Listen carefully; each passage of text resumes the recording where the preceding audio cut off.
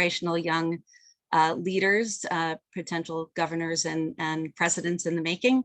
Governor Deval Patrick is an extraordinary man who has lived an improbable life, as he has mentioned in his book. He is originally from the south side of Chicago. We knew a few good people from that side of town, and eventually made his way here to the Boston area through Harvard College, Harvard Law School. He clerked for an appellate judge, a federal appellate judge, and was an assistant attorney general for the civil rights in the Clinton administration. Cool thing is, he is in his first bid for office, he became the Massachusetts' very first African-American governor, and stayed there for 8 years, where under his leadership, he brought healthcare to 98% of our community, and won a national race to the top grant, which is pretty impressive.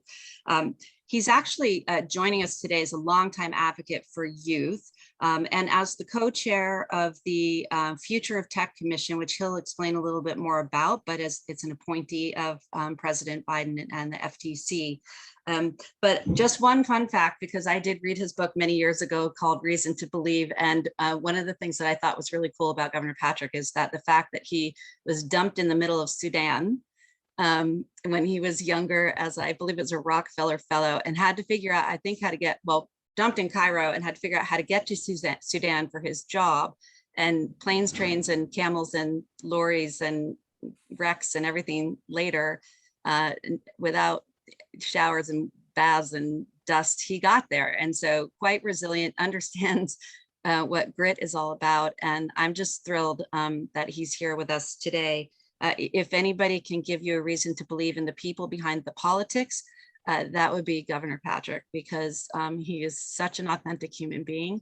And I'm grateful that he's here to be with us. So I'm going to turn off my Zoom and leave it over to you. And then we'll have the youth. Wow. Thank you so much. Thank you so much, Julia. What an incredibly warm and generous introduction. It's great to be with you, and great to be with all of the LookUp team. I know we have a bunch of questions that have been, and some advice, I hope, and comment that has been prepared. And then I hope we have time for things that may come up. My assignment today was to talk about a project that I'm working on now called the Future of Tech Commission, which is an independent, bipartisan undertaking that was that came out of expressions from the White House and from the FCC about what a framework for tech policy should look like in the current administration.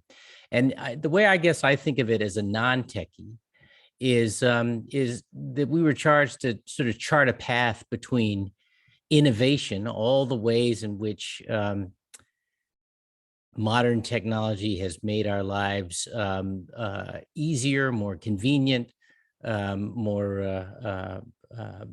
more engaged in some ways. So innovation on the one hand, and intrusion on the other, the ways in which it has overtaken so much of modern life. And you all know just how pervasive the use of technology, the presence of technology platforms and social media have become in all of our lives. So how do we enable an important industry to continue to flourish without entirely taking over and crowding out the important human dimension, in particular human understanding that is so critical to a successful civilization? We are asked to consider 5 or 6 specific areas, and I will mention them, acknowledging that they all, as we have found, kind of bleed over into each other. The first is equity and access, knowing that not everyone has access to high-speed broadband. The second, safety, which is has come to include cybersecurity, as we've had more and more conversation. Market concentration, innovation, ways in which technology can or has or can improve our lives. The whole question of misinformation and disinformation and the threat that has posed to democracy, and questions of privacy. We've had a dozen or so town halls around the country, most of them virtual. One in Southern Florida was live. We've heard in those forums and elsewhere from regular citizens, from experts, from academics, from policymakers, and many, many more.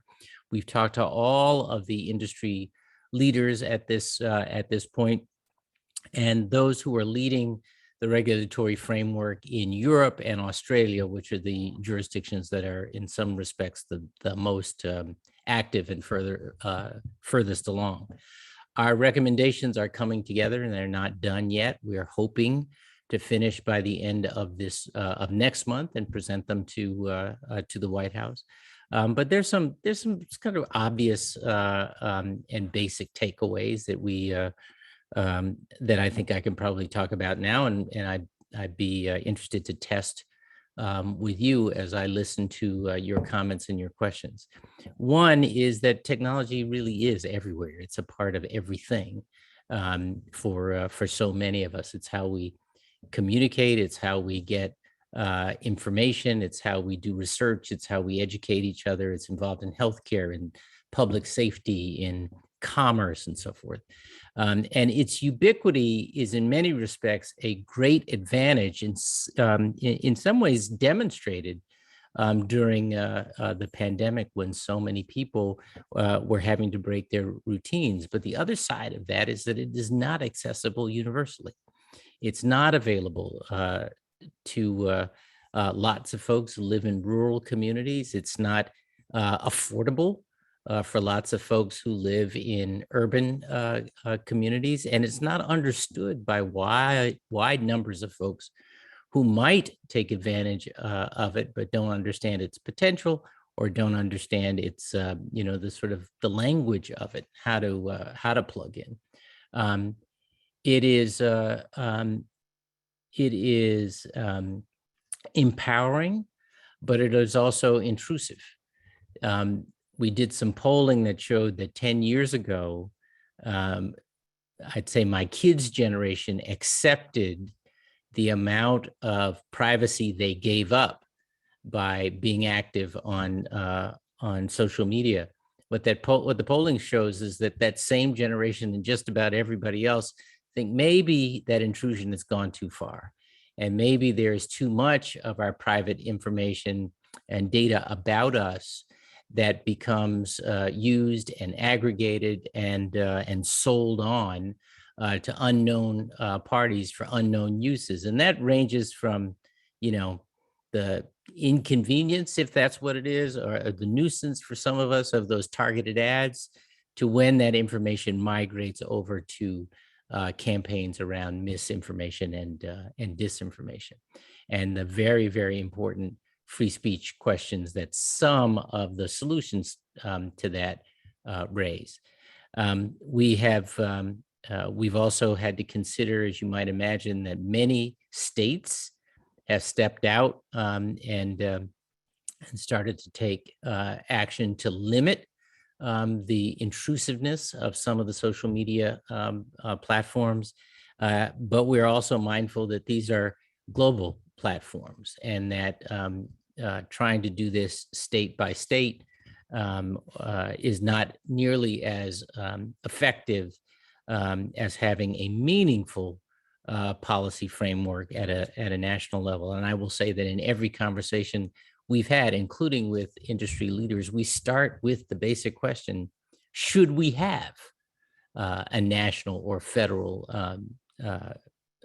regulatory or policy framework for our technological world? And it's been very, very interesting what the feedback on that has been. So that is the background. That's probably all I want to say to get the conversation going, maybe just to set some context. And I'm looking very much forward to hearing from you. And I've got my pen and paper here, so if I look down every once in a while, it's because I'm taking notes. Thank you. Thanks, Governor Patrick. I want to invite all of our youth panelists to join us. If you guys can turn on your screen. There they come.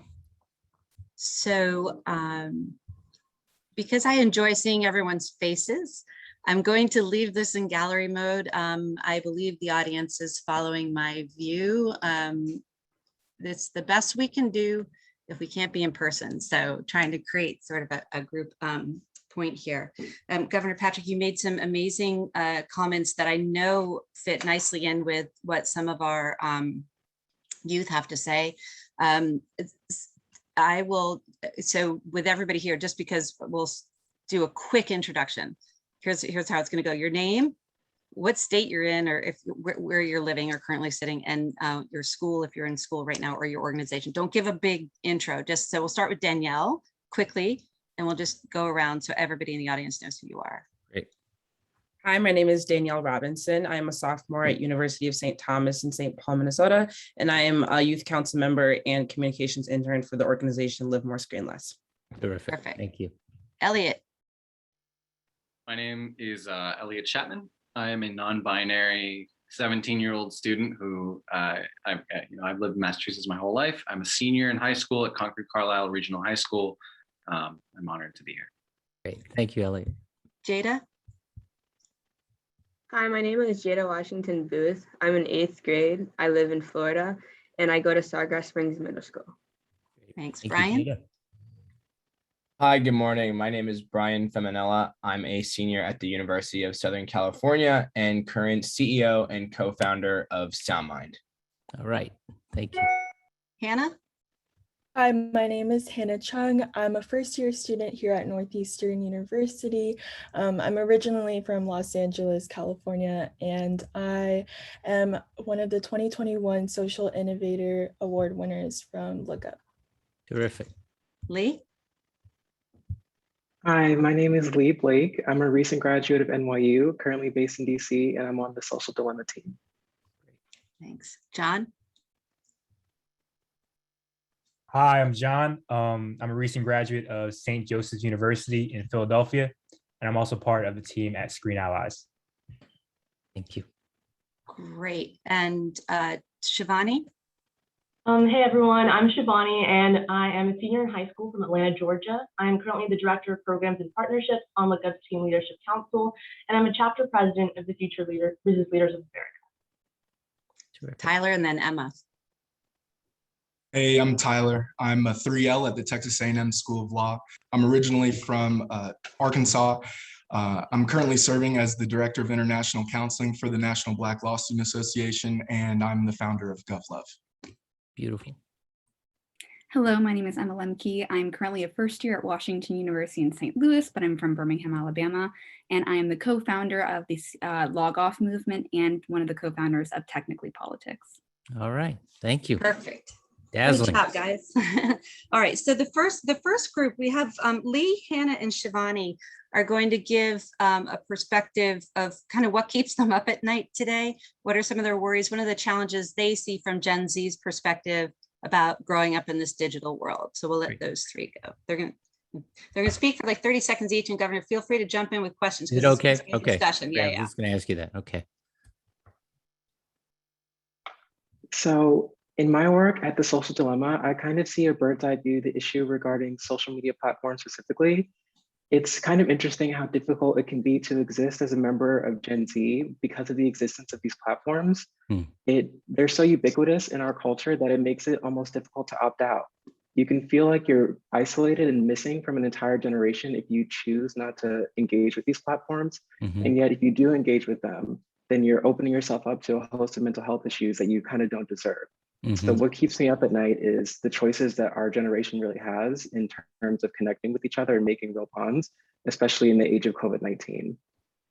Lee, is it FOMO that is the reason you feel like you have to engage, or is it that's just how everybody else is engaging, and so you don't have an alternative, or you don't feel like you have an alternative? I believe it's difficult to find alternatives for sure. If your entire friend group is on Instagram, then it might be difficult for you to engage with them in a different way. Okay.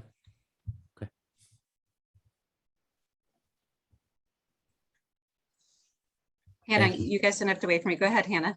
Oh, yeah. You know what? I'm sorry. I should ask for Lee and others. Do you have solutions we're going to talk about now, or we come to that later on? We'll have time to definitely talk about their idea. We have a group that's going to talk about some of the things they're already doing, and then we can, I mean, this is, but feel free to jump in. I don't want to mess up the program. Okay, I'm we'll gonna go make with sure the we flow, get to and then we'll come everybody. back to all that open Okay. discussion. right, Hannah. So I can speak for Gen Z, but also just the rest of the global community when I say this, but there are real world consequences due to an unregulated digital world. In May 2021, 12 Facebook users were found responsible for spreading almost 65% of anti-vaccine disinformation on social media, which resulted in a 70% increase in American COVID-19 cases and clustered cases in non-vaccinated parts of the country. And this finding was reported by Center for Countering Digital Hate. I believe that we can no longer let tech companies produce products that utilize the vulnerability of young people to control our autonomy and present us to extremist views, all for the purpose of profit. And we don't have time for words that cannot be backed for action.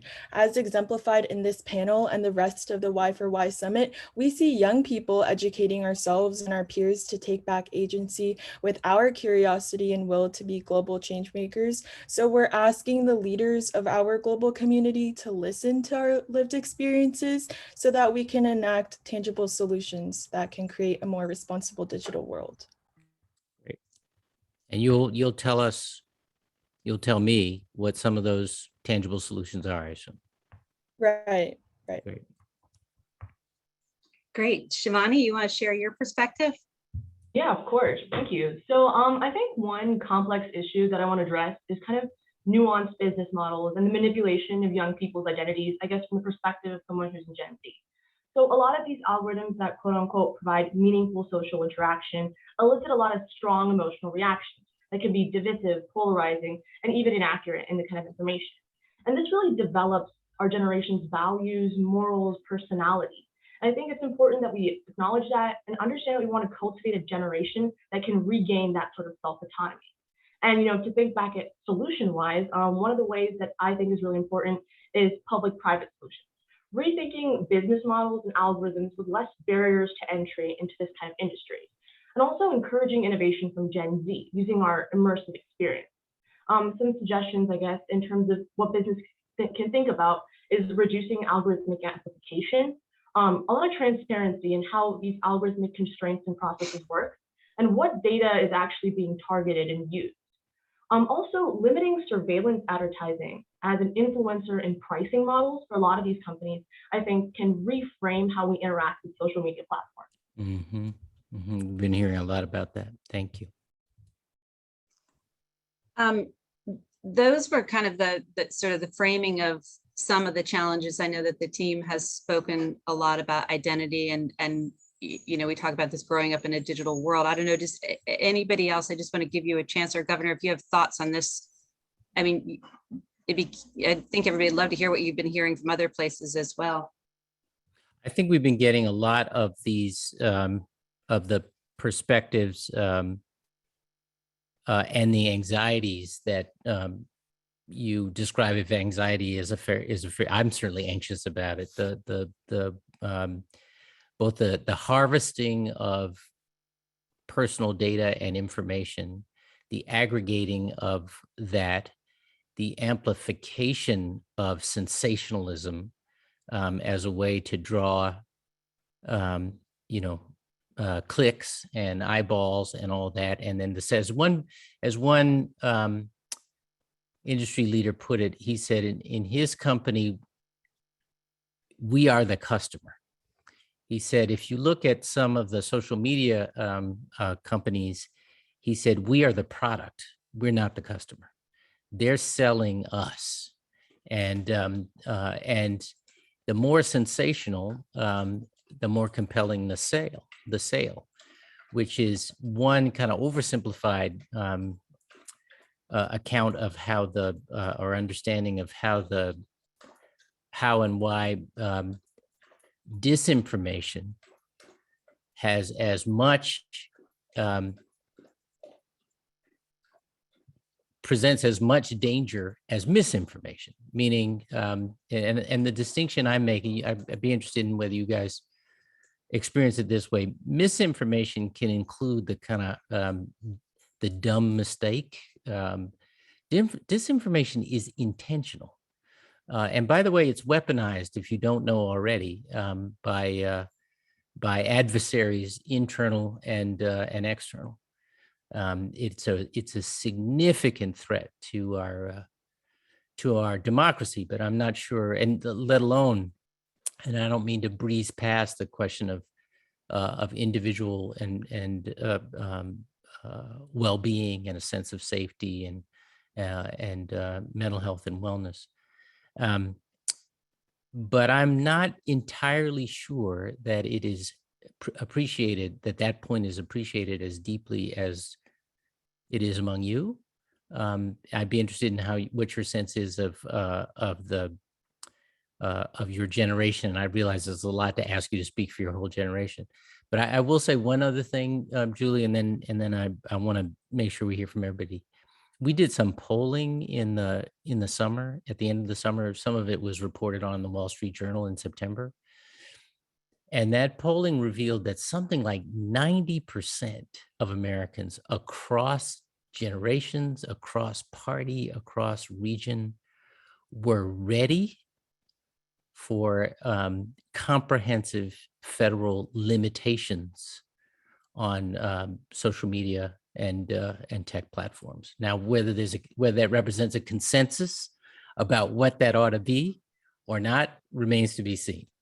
But the notion that we should just kind of leave it to the private sector to sort it out, which is what we've been doing for 20 years, I think we're past that. I don't think you'll get much disagreement from this group. Yeah. The next three are going to share some pretty amazing efforts that they've either undertaken or they've been part of that's been really positive, and it's something that's giving us hope for the use of tech today, and also or the future they hope to see, or things that they've been working on to help improve life in the digital world. So I'm going to turn it over to Brian, who is going to be first. Okay. Good morning, sir. Good morning. One thing we were able to work on here at SoundMind is we're working with music therapy and how you can use music with different audio and visual platforms to help people in terms of the digital health space. I think a lot of issues come along where there's not a lot of digital applications that are tailored towards certain groups like the military community, the LGBTQ community, the AAPI community, et cetera. And these groups are kind of forced to be left with uninteractive and unmotivational tools that can really bring a positive light to the overall digital space. So working with music and also research coupled with how music can positively impact the brain and the body is what we really encompassed at SoundMind to ensure that not only are we working with a positive and interactive digital experience, but we're harnessing something that's so prevalent in everyone's life, which is music. And that's what your company's about, Brian.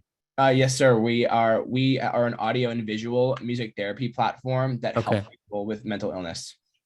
That's fantastic. Are you guys plugged in with a healthcare provider, or are you independent of the? So we're going to be working with B2B clients and working with nonprofits like we already have been. I don't know if you've heard of NAMI and other organizations as well. We're big on NAMI West LA's office because I'm over here in Los Angeles. And we're also going to be working eventually with the telemental health and the telehealth space, especially with the pandemic. It's a big way to get to a lot of clients faster and get them the help they need and kind of harness that overall power and movement and community behind music therapy. Beautiful. Thank you. Thank you, sir. Danyelle, you want to share your story, and then Jada will go. Sure. Good morning. This past spring, I had the opportunity to testify in front of the Minnesota Senate Board of Education on behalf of our digital wellbeing bill. This bill ensures that there's a space for digital wellbeing education to be implemented in educational spaces in the state or across the state and in schools. We have successfully passed this bill, and we have received $1 million budget to work with. So this bill includes a digital wellbeing resource hub, statewide communication campaign, train the trainer personal or professional development and peer-to-peer leadership. Now, what this does is raises awareness about the issues of technology misuse, provides resources for everyone to combat these issues. It educates parents, teachers, and students on the effects and how we can improve our overall well-being and health, and inspires us to be agents of change. So all that to say, what I'm hopeful about the digital world is actually seeing action being taken to prevent these long-term effects of negative effects of technology and digital media. So not only are we spreading awareness, but we are actually implementing these peer-to-peer trainings in our schools. I was able to create a peer-to-peer training format for these schools to be implemented in this next year. And yeah, so like this isn't just a Democratic or Republican issue. This is an everybody issue, and it's our responsibility to hold ourselves accountable and take control over our overall health and into consideration.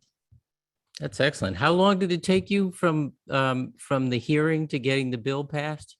The hearing was in the spring. I want to say it was in May, and then I think just a couple months later, we got it passed in the summer. So it was very.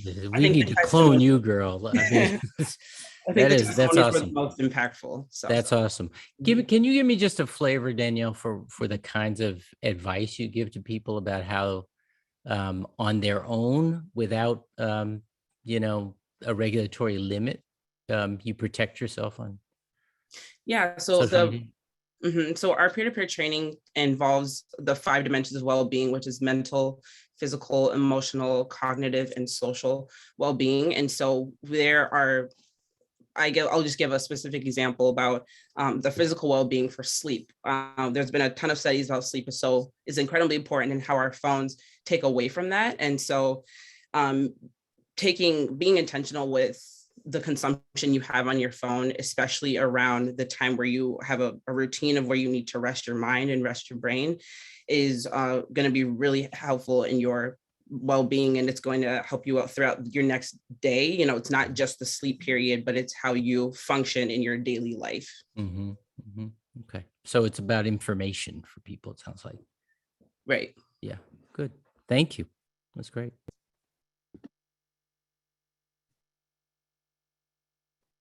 Who's next? Sorry, Jada, you're next. Jada? Hi. Hey. Majority of parents think gaming is bad for mental health. Gaming actually supports a more balanced mental health for students by alleviating anxiety and depression, increasing socialization skills, and enhancing learning. This is an area that I feel strongly about since many students experienced mental health challenges during the pandemic and needed an outlet for them to cope. Jada, do you want to tell a little bit more about your story of gaming and how that worked for you you want to tell your personal story there, or share a little bit with the governor about how that worked? All right. About 1 year ago, I tore my ACL and I wasn't able to play any sports or play soccer. And over that time, I had a very challenging mental health, and gaming actually helped me make an outlet to make new friends and communicate through other people. And I think that it's really important for other students, for them to know that if you need someone to talk to, there's always someone to communicate through. And for gaming, it's also an outlet in case if you're feeling alone, and you can use social networks through like Discord or any other community to talk to other people. So Jada, you found your community through gaming, it sounds like, or a community through gaming. Yes. Yeah, and I think Lee was talking about being in touch with her friend group through social media. I want to just explore a little bit. How many of you feel connected to the friend groups, to the interest groups, and so on through social media? Just raise your hand. How many of you feel isolated from your friends and through social media? And how many of you feel both? Yeah, it's really, this will sound like an old man talking. So just don't roll your eyes.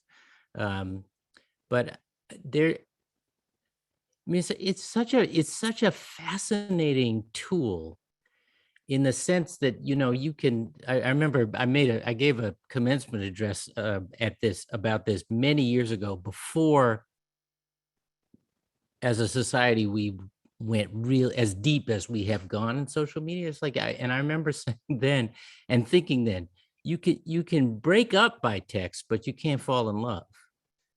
There's still a human connection, I think, that we seek by being present. And I guess I'm wondering whether whether you use or you find social media, particularly given what we've all been through in the last year and a half, as a way to be present, or as a, you know, does it frustrate you in some ways that it's a poor substitute? I mean, yeah, if I could jump in for a moment, I think one thing when it comes to how we interact with social media as a form of connection is if you think of it as kind of a supplement to your actual life rather than a sole like method to connect with someone. I think in that moment, that is when it's become the most effective. So when I'm talking to family members who live far away in different countries, different states, that social media connection kind of helps me keep up with their lives. But when it comes to a lot of my friends and a lot of my family that I live with currently, it's a lot of supplement. You know, we have a lot of things that are going on in our family and our friends in person, and kind of our social media is used to share that with one another in another way. Yeah. So, but what about the ways in which it serves as a distraction? So when I was in office, for example, you know, my team would come in, we'd have a meeting, and I'd catch them reading their screens under the table while we were in the middle of the meeting. And I said, can you just put it down while we do this, and then go back to that? Or, you know, we would tell our kids, don't bring your phones to the dinner table. Let's all be at the dinner table together. But, you know, Danyelle, I think was it you were talking about the trouble that folks have sleeping? Correct. Because you can't put it down. You know, it's like, it's the first thing I check when I wake up in the morning. It's the last thing I check before I go to bed. And I think, I mean, some of that is about, you know, your own discipline and organizing around that. But is there something about the technology itself which is meant to create this kind of behavior? Can I jump in here? John, please. Yeah. This is something I've studied a lot, and I think it really, I think it has some neurological underpinnings in terms of behavioral addiction, and just checking your phone unconsciously. I can, because I can definitely relate to, you know, the checking your phone first thing in the morning, checking last thing at night, and it's something that you kind of almost can't help. And I think that goes back to kind of some of the design principles that go into making these applications, these technologies. And I don't know, it's just something that I think highlights the need for, I guess, these companies kind of to be held accountable for, because I think the design behind a lot of these applications is the reason that, you know, unconscious use, unintentional use, and really, I don't like, you know, the word addiction, behavioral addiction. I think it's something that's real and something that needs to be talked about more. If I could jump in really quickly, I think it has a lot to do with what you're saying with the design, because there's an endless scroll on like any social media platform. Unlike, let's say you're reading a book, there's an end and then you can just put it down afterwards. But if you're on your phone at night, and if you're on TikTok or if you're on YouTube, like you can watch infinite number of content and consume multiple different like videos and pictures and images, and it just never ends. So you don't really ever have to put your phone down, which is, I think, maybe where the addiction comes in. Yeah, I just want to be mindful of the time, guys. We have that's that's fine. We have four questions that our final panelists want to put forward, and Governor, some directly towards you, some are general, but I think you it's a discussion type question, not do you have the absolute answer? So, well, they Yeah, might want but an absolute mean, answer from time to time, but good feel free to qualification, pivot. because I do not have the answer, believe me. So we have Tyler's going to kick us off, right? Tyler, where are you? Okay. There you are, upper right. Yes, ma'am. Tyler, thank you. Yes, ma'am. So Governor My fellow Patrick. lawyer.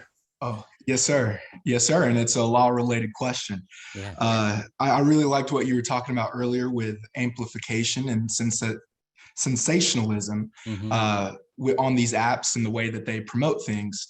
And I think that really hit the nail on the head of the question that I was going to ask, because we live in this world where one trending hashtag about online trading can have dramatic financial effects, or one misinforming post about health can potentially lead to thousands of deaths. And so algorithms seem to be increasing the speed and impact of the spread of this type of content. Sometimes it is for the better, but as the social dilemma and the Facebook whistleblower have shown, frequently it's for the worse as well. So my question to you is, do you believe that it may be more appropriate to begin applying the liabilities and standards that publishers operate under to companies whose algorithms are more deliberately determining what type of content gets, as you said, amplified and sensationalized? You talking about Section 230 in particular, Tyler? Yes, sir. Yeah. So I think, again, I don't want to get ahead of the rest of the commission, but we spent a lot of time on Section 230, and we've had a lot of submissions, consistent with the conversation that's been out there in the public about whether it's time to do away with or change Section 230. It does feel, I had a question at a similar session with a very different generation yesterday, where the question was, is it time to designate social media platforms as a public utility?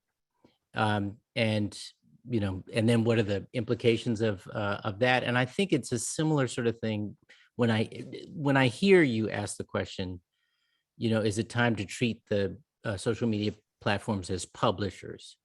And what are the implications of that? I will tell you personally, I'm not sure that we need to decide what social media platforms or media platforms are like before we decide what the implications are of the impact they are having. And it is deeply concerning to me and to the other commissioners what the amplification does and why. Someone made the point, it might have been you, Hannah, about the lack of transparency. I don't remember, maybe it was Emma, about the lack of transparency. I think there is consensus forming that there should be more transparency. I'm just not sure that's enough.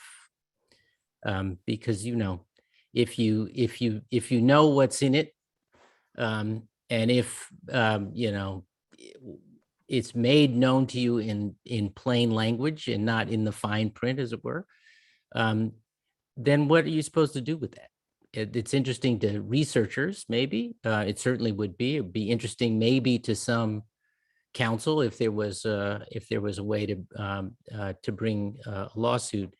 But it doesn't necessarily mean that the amplification stops, and not all amplification is evil, right? If there's a national emergency, for example, you kind of want that message to get, a real one, not a made up one. You'd want that information to be amplified. If there is, just something that is about mischief, whether commercial or public health or what have you, things that we have actually experienced, we've seen examples of just incredible, bullying taken to a whole other level. I'm not talking about just what happens with celebrities.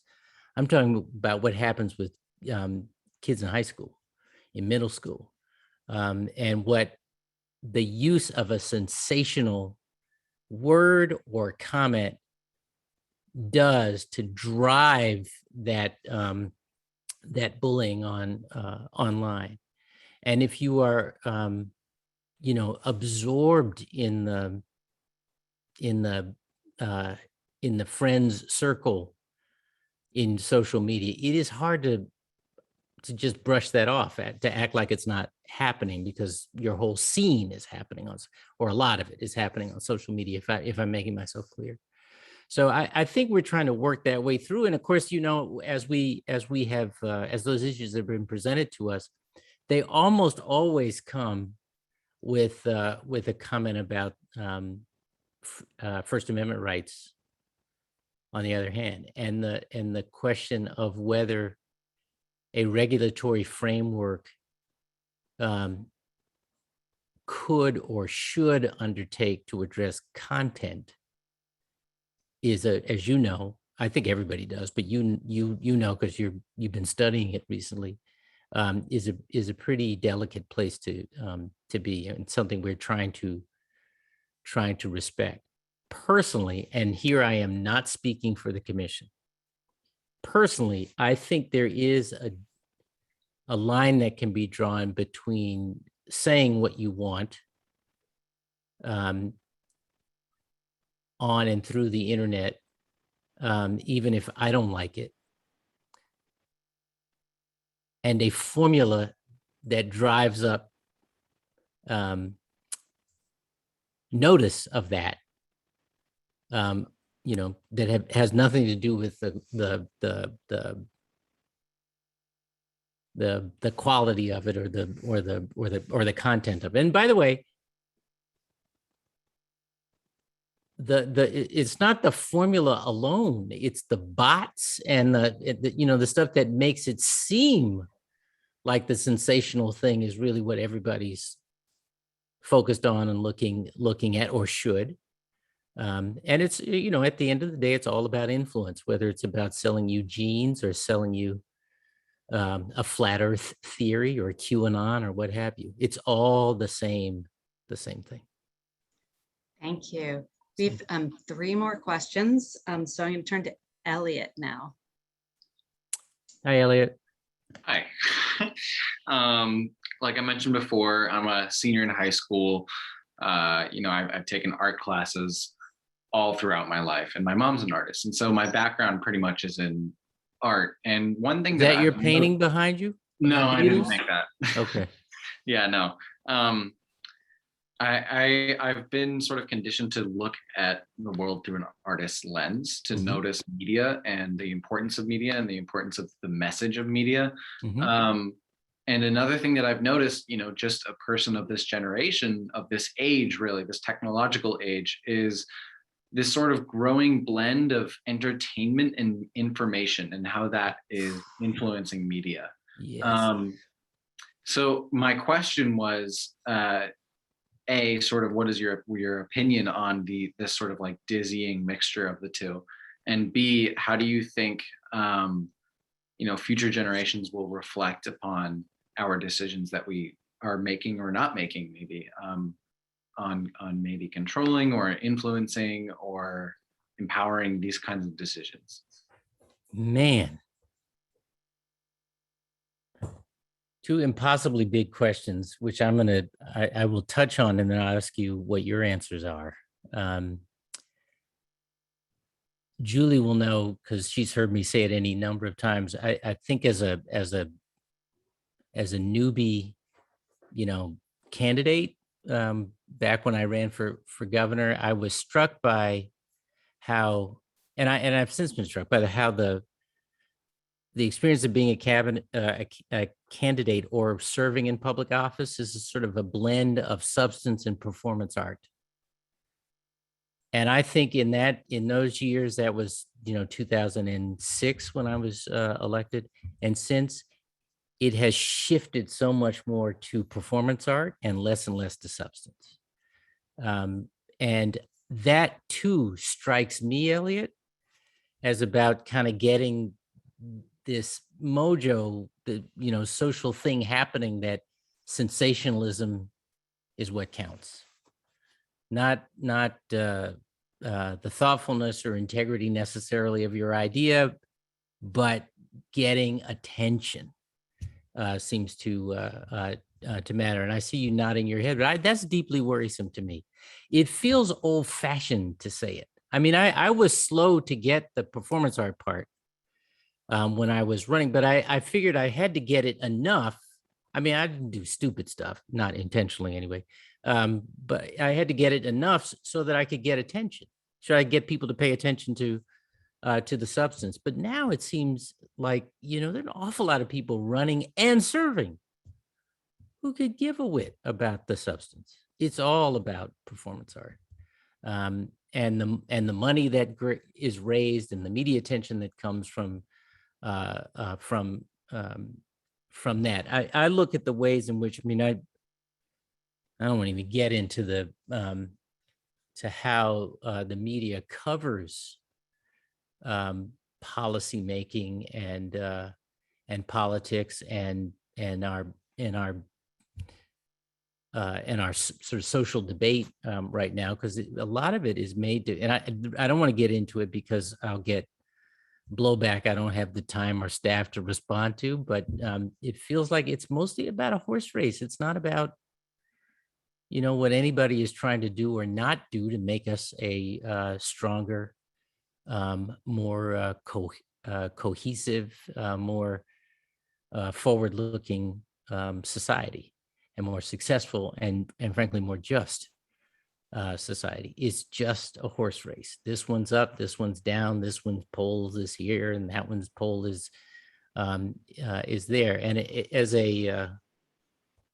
I'm a Democrat. I love Democrats, but Democrats get on my last nerve because we spend a whole lot of time on on how to win this point or that point or this election and that election, and not why we should. And I think most people are wondering why, in the case of Democrats and Republicans too. So that's the sort of thing I worry about. And I think it relates to your second question, in my mind and heart, because if all you're trying to do is make a splash right now, you're thinking about right now and not tomorrow. And we need to be about the next generation. We need to be about your generation and generation behind you, for that matter. And that's an old-fashioned notion too about generational responsibility that I learned from my grandparents. You're supposed to leave things better than you found them. I think you guys all learned that too, but we've not been doing that, I think, for a generation or two. Thanks, Governor Patrick. I think we have two more questions. I will say this group, one of the things that inspires me, not necessarily the most, but inspires me, is I have had conversation after conversation with, this generation worried about their 5-year-old niece and nephew or cousin, that the generation behind them, or the getting annoyed that they see parents in restaurants giving their kids iPads, which is the gateway drug to the iPhone. So this generation is concerned and they're taking action. So I just want to we're going to go John and Emma. Maybe you guys could ask your question back to back, and then we can Governor Patrick can address them at the same time, and that might be, and then we'll have to wrap it up. What Julie is saying is that I go on too long. No, we love hearing what you have to say. Yeah, Julie, you actually provided a pretty good intro into my next question. So thank you. My question was, screen time, it's becoming a necessity for not only adults, but kids.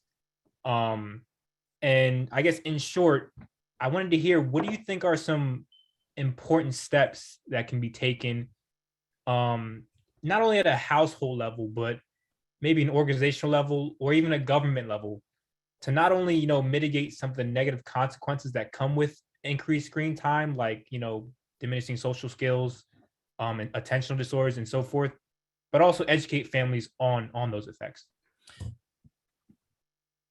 And Julie, did you want me to wait before? I'm going to have Emma ask her question too, because you might be able to combine them. I got it, John. Thank you. I got it. Perfect. And thank you, Governor. So my question is largely based in the fact that this past summer, a fellow youth digital wellness advocate and I founded Technically Politics, which is just a youth lobbying campaign dedicated to utilizing the power of youth storytelling in the form of teen video testimonials to push forth big tech regulation. And what I've really found from being in the space is that most conversations in the political sphere really discuss social media and big tech companies through this filtered antitrust data privacy lens. And seeing as social media is this innately multifaceted and multidimensional entity, do you find it important to also shift conversations to discuss topics such as like public health and viewing it through a public health lens, seeing tech's negative mental health effect on children as a public health crisis to address? So thank you, Emma. There is some relationship in my mind, and I think in our deliberations as a commission between your two questions. I was thinking, John, when you were talking about screen time, and Julie was referring to giving the kid in the restaurant the iPad, that when our oldest daughter, we have an 8-year-old grandson, he's fabulous, and when he was little, our oldest daughter would scold her mom, my wife, about the games and things that that he was playing on, that she was loading on her iPad for when they were together. She'd say, look, I limit the time. I'm putting on the timer and all that sort of thing. He has this much time a day and all that. And I remember Diane saying, look, we grew up and the TV was on all the time. What's the big deal? It turns out it's a big deal. It's a different technology than the TV we grew up on. It's just different. And for some of the reasons we've been talking about here. And so I think I was learning getting some of these insights from her before it was a thing, if you will. Yeah. I do think part of the answer is going to be an informed parent being responsible with the child. It's not ever going to be all about regulation. Mm-hmm. But that I think and some of you have talked about things you're trying to do to inform your peers and the community generally about what some of the hazards are alongside the benefits and conveniences of tech. But I think it relates, your question relates to, Emma, what you brought up, because you're right about, well, I shouldn't say you're right. I agree with you about the way the conversation, the way the debate has mostly gone about the size and the power and the latitude of big tech. They're power for good and they're power for evil, and that somehow or other, if we just break them up, they won't. Okay. That may be part of the solution. We haven't resolved that yet, but I can say that the notion of having 5 smaller, I'll pick on them, Facebooks doing exactly what Facebook does today. I'm just not sure what does that gain us exactly. But so I think these questions about public health, about mental wellness, about safety. One of the co-chairs of the commission is the founder and CEO of Common Sense Media. He's been working on this stuff for a long, long time from the perspective of children, and he comes at it not just around issues of corporate power or business models, but the wellness of young people. And I'll just put one more, maybe toss out one idea for you all to, it's a kind of a provocative one, but I'm hoping that through Julie, you will continue to give me feedback and so forth. And Julie, I'll give you the contact information for the commission if folks want to make formal submissions, written submissions of one kind or another. And that's this question that has come up. Is it too late? Have we so has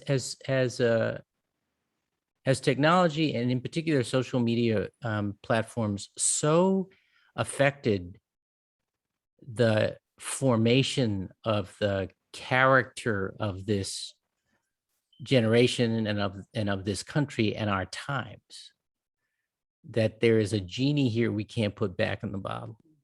It's come up. And my sense in listening to each of you in your different ways, whether you were raising questions of the hazards or offering solutions, that you haven't concluded it's too late, that there are things you are doing and things that can be done. But do you worry that we are so disunited in a way by our access to technology that we can't put it back together again? I think that's a question for a whole nother summit. So, but that's something that all of these young people are aiming to solve. And I'm sorry to wrap us up and cut us off, because I'm sure we could go on for another hour. But I love that question, and I think it's something we can take into one of the meetup rooms at the conference. Those of you who are in the Whova platform, we have a way of just meeting up and talking about this kind of stuff. So maybe we'll pose that there, and if anybody wants to come join, we can start that effort. And I know there are different sessions, including one of Emma's later on in the weekend, about where you can come together and learn how to be more politically active. We've got a group that is going to teach kids how to do bill writing and legislative writing, and Emma's got her. So we've got a number of different action areas throughout that you can take action. You don't have to just talk about it. So check the agenda for that. Governor Patrick, we so appreciate you and everything you're doing on so many levels, and just fun to hang out with you for an hour on a Friday afternoon again. And thank you, all of you. From Florida to Massachusetts to California, and the in-between states. We love the in-between states in this one. Representation from the middle. It's awesome. It's not just a coastal issue, it's a global issue. So thank you so much. This is recorded, so you will be able to get this recording after in a few hours. It will be posted again. But thank you. May you all be well. And you guys keep pushing, please, and we will be. We'll be careful to send our recommendations from the commission through to you guys, and love to have your support if they make sense, your correction if they don't, your supplementation. I'm almost sure we will get, and we will look forward to. So thank you. Thank you. You guys. Thank you, everyone. And audience, thank you. Please go to the next session. Bob Wigley and the group from the UK are going to have a very similar conversation. We'll see you all. Take care. Bye. Thank you. For your time. Thank you. Thank you, Governor. Bye, guys. Great job.